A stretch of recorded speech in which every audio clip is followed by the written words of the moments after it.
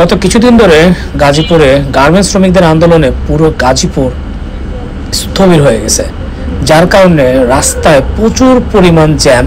আর এখানে Google map বলতেছে পুরাই নীল, আসলে বাস্তবতা টোটালি ভিন্ন। দেখুন, এই রাস্তাটার একটা পাশ ধরে উল্টো পথে যানবাহন চলাচল করছে, বড় বড় বাস, ছোটোখাটো গাড়ি আর রিক্সা, অটোরিক্সা, তো এরা সবসময় উল্টাই চলাচল করে।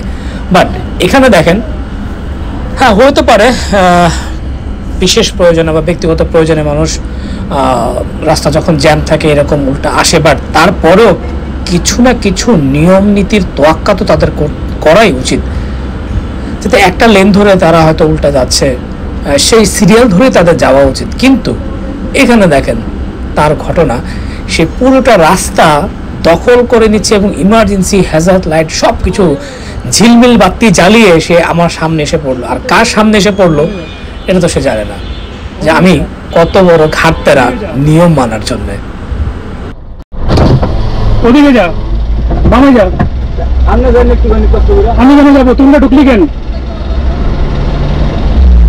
হয় নাই, এবার এক ক্ষমতাশালী যাত্রী চলে আসছে আমাকে এখান থেকে সরানোর জন্য। আপনি ঢুকলেন কেন? আমরা অনেক যাত্রী রিজার্ভ নিয়ে আসছি, এটা অনেক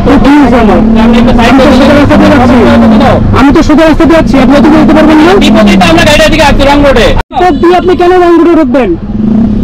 আপনি রং রোডে গিয়ে কারোর ঢুকাবেন? চুরি চুরি আবার শিলা চুরি, ফাউল কোথাকার।